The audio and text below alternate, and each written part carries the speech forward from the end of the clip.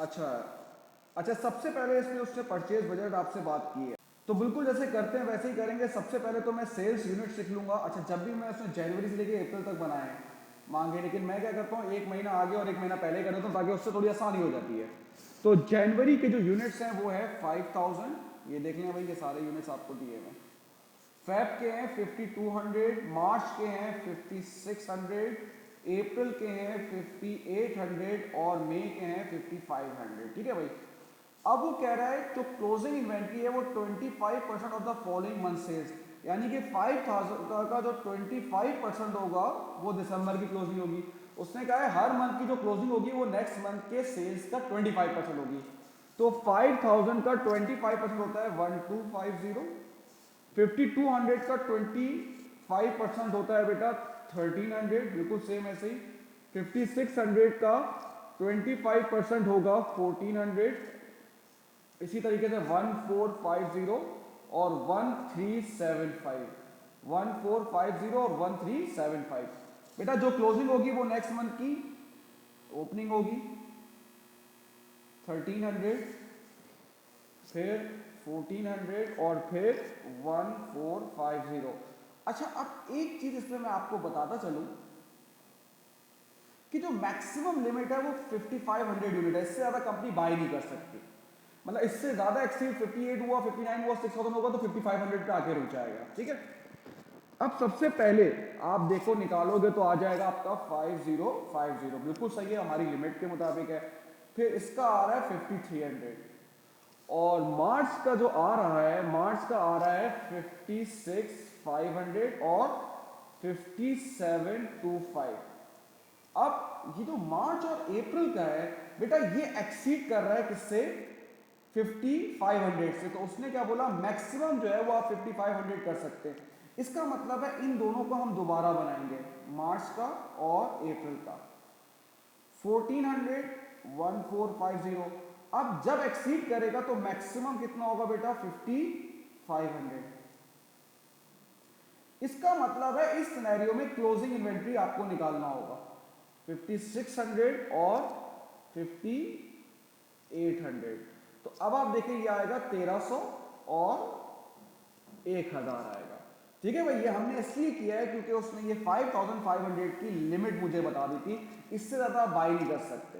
तो इसका मतलब है ये भी मुझे पता है, ये भी मुझे पता है, तो ऑब्वियसली बात है मिसिंग फिगर होगी आपकी क्लोजिंग इन्वेंट्री। ये पार्ट ये हो गया, ये रही ना, ये 5050, 5300, 5500 और ये 5500। बात समझ में आ रही है भाई।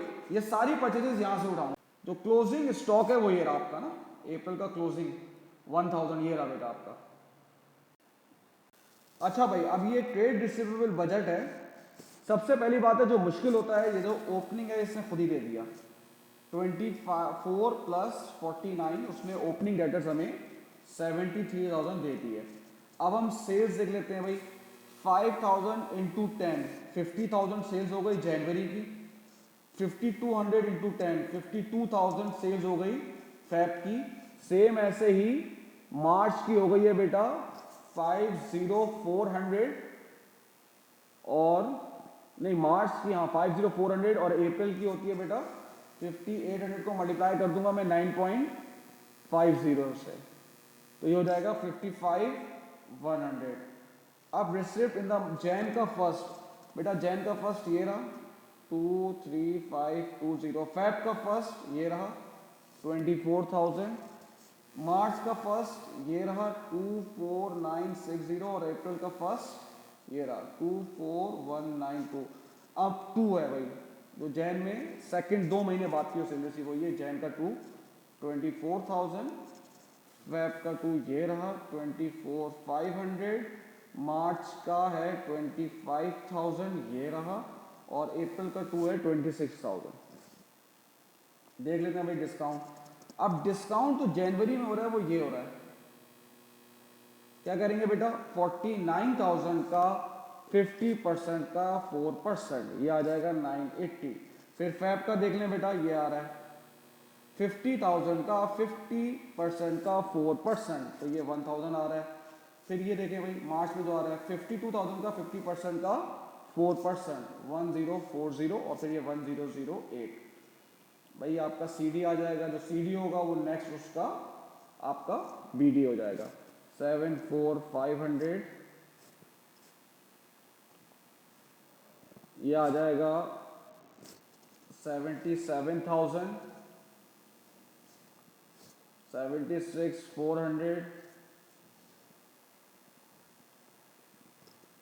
76,400 और ये आएगा 80300। ठीक है भाई, ये आपका ये हो गया। यहाँ से उठाऊंगा मैं आपका, ये पीछे से जाएंगे हम 1000 के बजट में जाएंगे।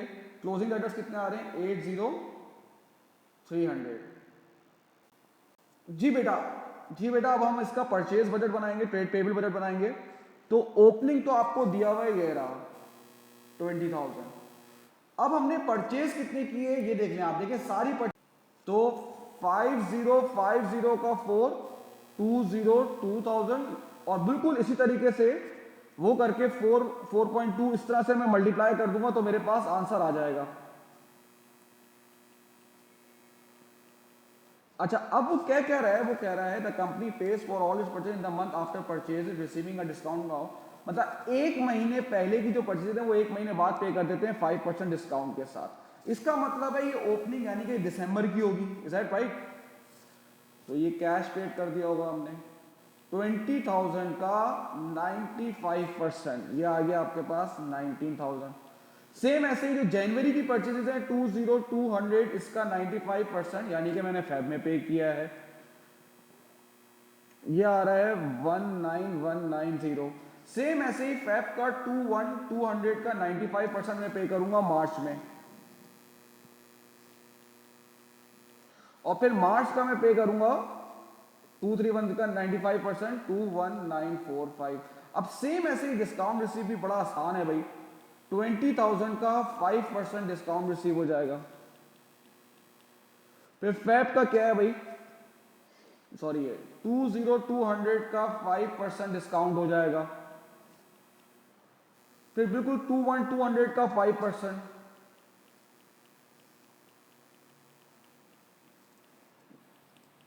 देख लें भाई।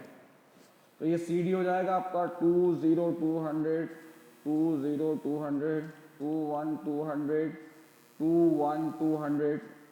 ये सारी कैलकुलेशन कर लीजिएगा भाई। अच्छा, अब वो कह रहा है बैलेंस शीट बनाओ और उसमें करंट एसेट यानी कि स्टॉक। अब देखो बेटा, क्लोजिंग स्टॉक है और स्टॉक की जो वैल्यू है वो आपकी है, क्लोजिंग स्टॉक की रहा अप्रैल की है 4.20, 4,200। सेम ऐसे ही तो ये आ गया 8,300, बेटर हो गया। अब करंट लायबिलिटी में आप देख लो, ट्रेड पेबल ये आ रहे भाई 23,100। ठीक है भाई, थैंक यू।